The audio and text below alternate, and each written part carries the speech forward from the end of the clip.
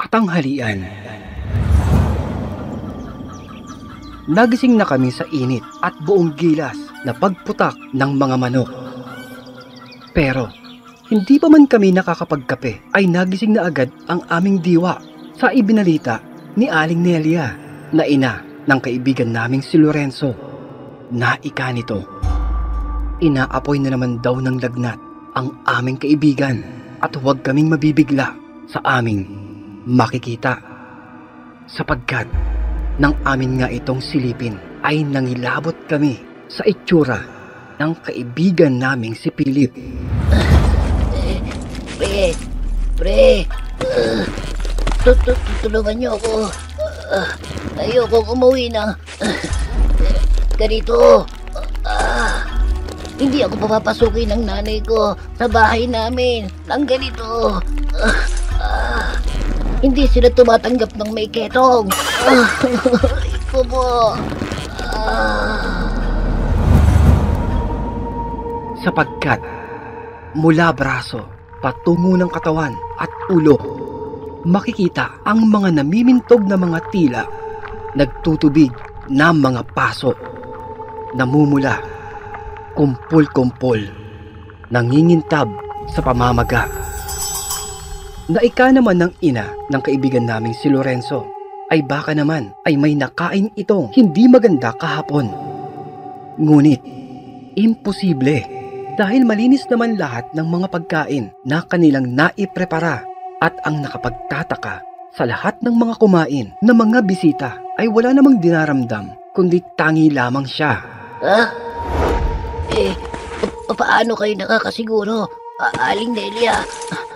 Malamang baka yung iba hindi na rin makalabas ng bahay nila dahil ganito. Ganon. Kung putukin ko kaya isa-isa yung mga kurekong ketong mong siraulo ka. Kaya ka nagkakaganyan dahil sa may matabil na dila mo. Kala mo naman ginagwapo mo. O siya, Lorenzo, sandali lamang at may ipapatawag ako. Baka matuwa ako dyan sa may kaibigan mo Tilisin ko lahat yung bulutong kurekong ketong ng loko-loko na yan na parang bubble wrap ng Lazada. Ginigigil mo akong bata ka? Kung hindi lamang kami close ng nanay mo na si Aling Kareng. O siya, yan na muna kayo. Baka badlian ko ng tubig yan Na hindi maipinta ang muka ng kaibigan namin sa labis na sakit dahil para baga siyang kalbong daga na pinapaso-paso ng nagbabagang tabako. Wow! Grabe naman sa kalbong daga to. Aray ko. Sakit. Hindi kami makapaniwala dahil maayos pa naman kagabi ang kanyang itsura at papaano ito nangyari sa kanya sa iisang magdamag lamang. At napangiwi pa kami ni Marco nang itaas namin ang kanyang suot na kamiseta. Pambihira, kamuntikan pa kaming sabay na masoka. Bakit? Bakit naman mga pare? Anong nangyari? Anong nangyari? Anong nangyari sa likod ko? Sabihin nyo. Aray ko. Dahil ang itim talaga ng kanyang kilikili. Ay wow! Makapagsalita naman to. Kala mo naman. Puti-puti din ang kilikili niya no? Ano bang nangyari? Sabihin niyo na. Aray ko ba? Sapagkat mas malala ang nasa loob ng kanyang suot na kamiseta. Mas namimintog, mas nagtutubig na ang ilan pa nga sa kanyang malalaking tila butlig ay tumatagas na ang lamang likido na may masangsang na amoy. Sinubukan kaming pakalmahin ni Mang Boy na baka naman siguro ay nakuha namin ito sa aming mahabang pagbiyahe. Isang sakit na nakukuha sa may nasasagap na hangin na kung tawagin ay mamaso, na maaaring nakuha niya daw ito sa pag-inom din ng maruming tubig, kagat ng insekto, at hindi paliligo. Yun lang. Malamang, doon mo nakuha yan. Oo, Philip. Ang tindi mo eh. 3 linggo straight. Walang liguan. Oo. Ligo-ligo din kasi. Hoy, naliligo ako ha. Baka siguro di lang talaga sanay yung kutis ko dito. Kaya nagkaganito. Isang. Wag kami, Philip. Sinungaling ka pa eh. Huwag ka pa eh.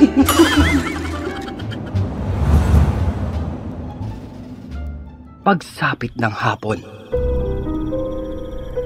dumating si Aling Nelia na may kasamang matanda, isang albularyo. Wow! Ikaw na naman. Ginagawa mo ng bisyo ang pagpapaalbularyo mong bata ka. At ano? Ano na naman bang nangyari sa'yo? Ha? Bakit? Bakit hindi ka pa natuluyan? Hanip, parang dito lang yata ako nakakita na masama na nga yung pakiramdam mo eh. Inaaway ka pa. Ay ko. Wow! Inaway na naman daw siya agad. Kawawa naman siya oh. O siya, umiga ka na. Nang masukatan ka. Hoy, loko-loko to ah. Anong susukatan? Ayoko bang mamamatay no? Huwag. Kako. Nang malunasan ang iyong karamdaman. O siya, pinapahaba mo pa yung script mo. Hindi naman niyang kasama. Ikaw O siya. Pigit na. At huwag ka nang huminga. Anak ng... Ilang sandaling seremonyas, ritual at pagbabasa ang ginawa ng matandang albularyo. Ilang beses niya pang inulit ito. Nawari, nagtataka. Hindi makapaniwala. At baka nagkakamali lamang ang kanyang pagbasa. Subalit, bumulong ito sa may ina ng kaibigan naming si Lorenzo. Napapailing, wari nakahabag at sinabing, Tatapatin na kita, iho. Na ano? Ay, Na ano naman po? iho. Mamamatay ka na. Hoy, huwag namang ganon, tanda. Huwag ganon. Paso-paso lang daw to eh. Baka pwede pang madaan sa ligo-ligo. Huwag ganon. Biro lamang. Hindi pa naman. Pero malapit na. Nakakainip nga eh. Anak ng... Pre, ayusin niyo yung matandang yan. Itirahin ko yan. Aray ko. Ang sakit. Aray. sapagkat ayon sa ibinulong ng albularyo kay Aling Nelia, nakikilala niya o kilala niya kung sino ang may gawa at kung ano ang nangyari sa kanya. Kulam. Kinulam ka, iho. Buti nga sa'yo. Kako, baka naman kasi meron kayong naargabyado o nakaalitan sa pagpunta nyo dito. Alam nyo kasi mga iho, may mga bagay at kaso na kayang-kaya kong gamutin, mabigyan ng lunas. Subalit, kung ang isang kababalaghang katulad nito, maghukay na kayo.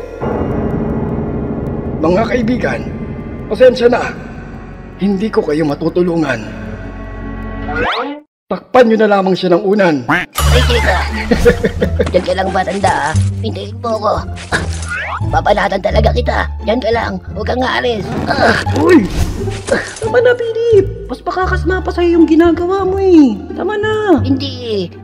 Awat na! Nakakaloko na eh. Kanina pa ako gustong matapos dito eh.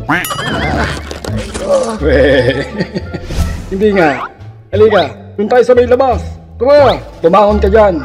Boy, kitongin. Anak ng... O siya, Canelia. Ako ay tutuloy na. Pasensya na talaga. Pasensya na. Hindi ko sila matutulungan.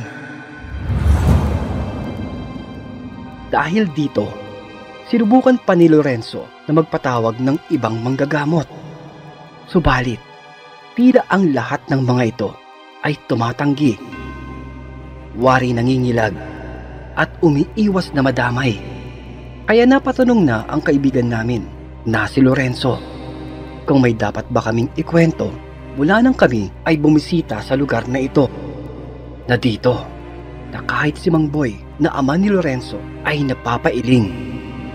Dahil ang nasabi naming matanda na kanyang nakursunadahang alipustahin at bastusin ng kaibigan namin sa may gitna ng daan ay isa pa lang kung tawagin na Amang. Na ang ibig nilang sabihin na ang mag-asawang nabastos ng aming kaibigan ay mga kinikilala nilang hindi basta lamang, mga kinikilalang nila lang pagdating sa usapang kababalaghan. Kilala silang mapayapa, nalalapitan ng mga lokal na mamamayan, marunong makisama, mga mabuting kaibigan, ngunit mga mabagsik na kaaway. Na kung kaya mapapwersang kanan o kaliwa, ang mag-asawang ito ay labis na kinatatakutan sa anumang paraan na kaya nilang magawa dahil sila ang mga mangkukulam na nagtataglay ng kapangyarihang mga sinauna. Labis kami nag-alala nila Marco habang minamasdan namin ang nakatulog ng si Philip. Bakas dito ang labis na hirap sa dinaranas nitong kakaibang kaparusahan na halos masabunutan na ni Marco ang sarili sa walang tigil na kakaisip na kung sa aming pag-uwi ng Maynila ay papaano namin ito maipapaliwanag sa mga magulang niya, na kung sana hindi na lamang kami natuloy tulad ng iba pa naming kaibigan na hindi nakasama, na di sanay nasa bahay lamang kami at nakatambay sa aming paboritong pwesto.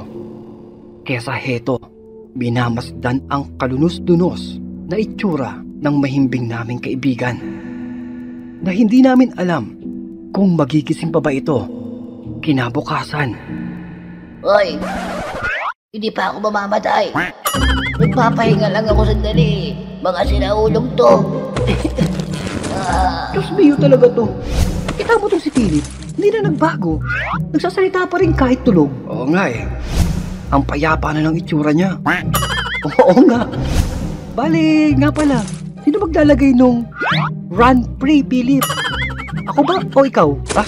Bahala na. Basta ako, masasagot ko lang dyan yung kape, tsaka biskwit. Hay, hindi na. Ako na. Ako na maglalapit sa mga counselor para sa may bulaklak nito. Eh, paano naman yung sa damit nito? May bayad pa daw yun eh. Yan mo na. Yung ginamit na lang ni Lolo, nung lamay niya, yun na lang ipapahiram namin. At saka, Mga sinaulo. kala kasi namin, Kuan. Aray! Pag sinabasto nga kayo, mga lintik na to eh. Hindi ako makapagpahinga ng maigi. Pinaplano nyo na lahat para sa lamay ko. Pag sinabasto nga kayo, labas! Aray ko! Kala kasi namin, Labas na! Labas! Teka muna, Alex. Pwede? Kung sakali lamang kung sakali lang naman, sabihin mo naman dun kay Lovely. Si Lovely? Yung tindera ng kwek-kwek?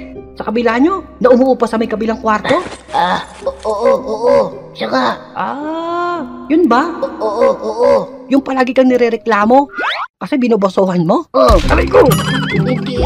Hindi totoo yun. Hindi totoo yun.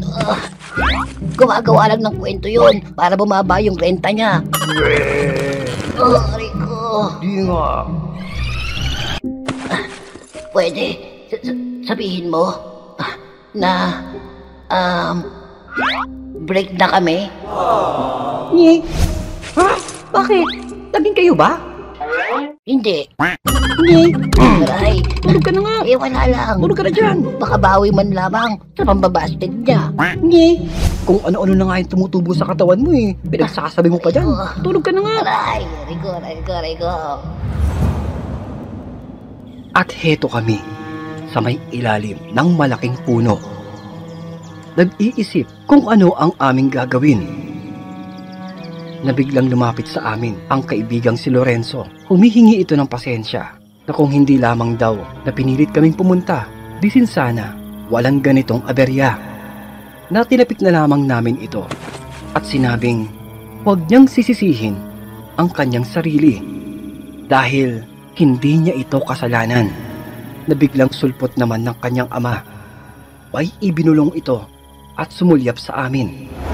Saka sinabing ika daw ng kanyang ama ay may paraan pa para maligtas ang aming kaibigan sa dinaranas na karamdaman at alam nito kung saan dapat ito puntahan. Napakamot na lamang kami nang saka lamang sabihin ni Lorenzo kung saan kami patungo, kundi sa mismong bahay ng mag-asawang mangkukulam.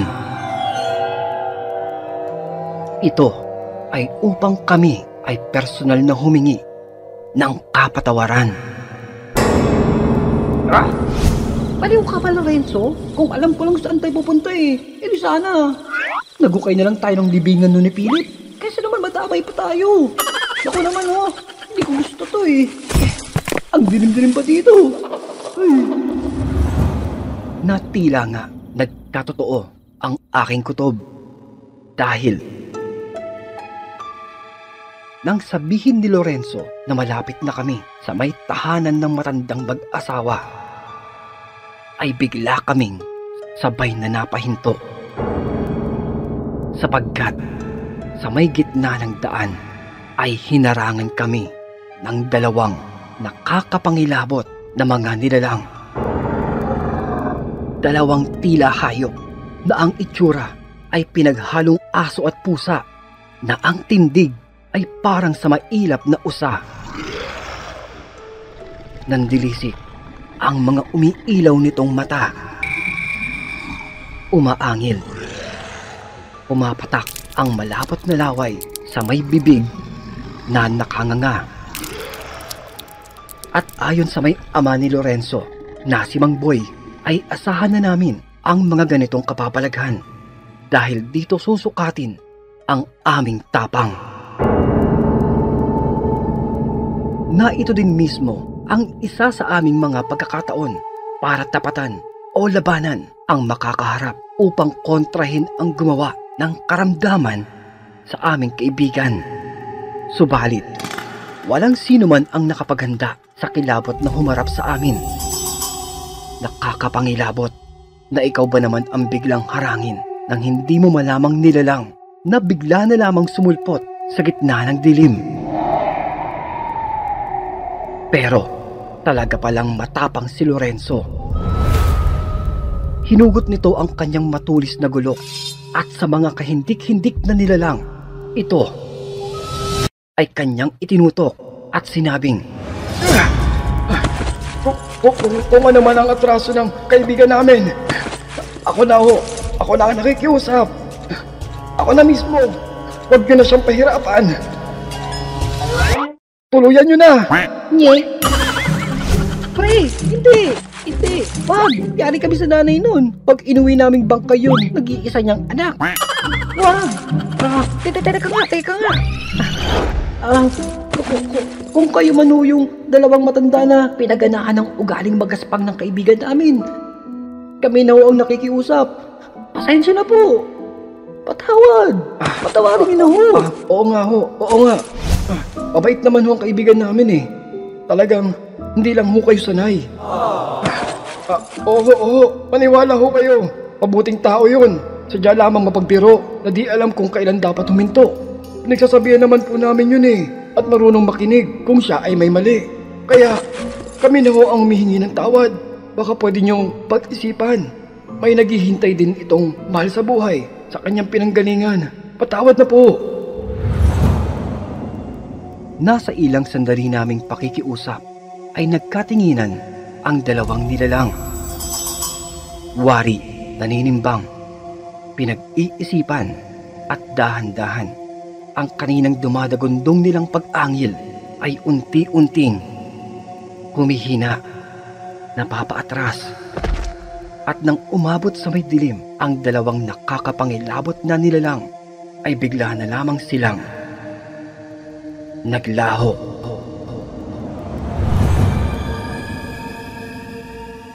Bumalik na kami sa kanilang kabahayan. Sinalubong kami ni Mang Boy at ikinuwento ang lahat ng kaganapan na kahit siya ay napapailing na lamang dahil ang aming pagtungo ay walang natamasang kasagutan. Naika ni Aling Nelia ay idadaan na lamang ang lahat sa pagdarasal. May awa ang Diyos. Nakikita niya ang lahat at walang sino man ang sa kanya ay may mas mataas na kapangyarihan. At heto kami ni Marco, Lorenzo at Mang Boy, nakapikit, taimtim at mahigpit na hawak ang malamig na alak at sabay-sabay na tumugon ng Amen.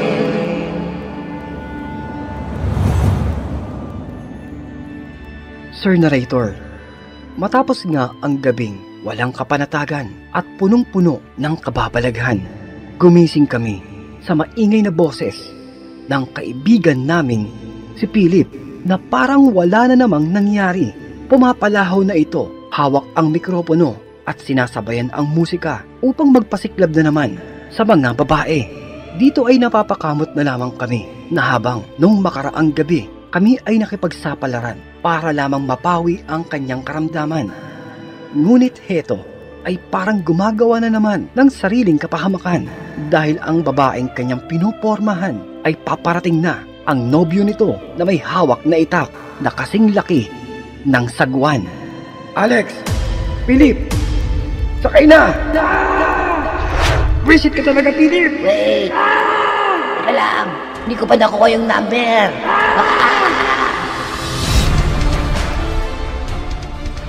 Nawa ay nagustuhan niyo po ang aming maikling karanasan ng kapapalaghan mula sa aming nakaraan. Hindi ko na maalala ang iba pang kaganapan, ngunit sana ay kapulutan ito ng ginintuang aral. Maraming salamat po sa pagkakataon. Pinoy Horror Encounters. At ayun nga po mga kaibigan, maikli lamang talaga ang kanilang naibahaging kwento. Medyo alam nyo na, natuwa na naman tayong guluhin ang kanilang kwento. Kaya ayun, pero kung nais nyo pong marinig ang maikli at seryosong kwento, ay mapapakinggan nyo po ang lahat ng mga ito sa ating live stream tuwing madaling araw, na kung saan ang lahat ng mga kwento ay redacted ang lahat ng ating mga kalokohan. Tanging seryosong kwento lamang na ang kagandahan pa po nito ay naka-compilation na ang lahat para sa mahaba at tuloy-tuloy na pakikinig kung nais nyo. At isang taos-pusong pagpapasalamat din po sa ating story sender na si Ginoong Alex Valencia. Maraming salamat po, Bossing Alex Valencia. Mabuhay ka! At kung inyo pong nagustuhan ng ating naitampok na kwento, ay isang napakalaking bagay po ang pagpindot nyo ng like, pag-iiwan ng positibong mensahe, at idamay mo na din ang pagpindot ng ating subscribe button para hindi mahuli sa biglang pagsusulputan ng ating mga balakabuting mga kwento. Na kung may pagkakataon din mga kaibigan na maibigan mo itong maibahagi, ay pinutin lamang ang share button. Isang maliit na abala lamang, ngunit tatalawin ko po itong napakalaking bagay, mainit na pagmamahal at inyong pagsuporta para sa ating mas mahaba pang kulitan dito po sa ating napakagulong tambayan. At kung nabitin ka pa, ay silipin lamang ang ating mga kwento at playlist na matatagpuan sa kaloob-loobang detalye ng ating maliit na channel. Yun lamang po, maraming salamat at magpapasalamat pa pong muli. This is your one and only Kulas, your original and regular dose of Tagalog horror good vibes na nagsasabing, stay safe and fresh everyone, and always stay awesome. Peace out.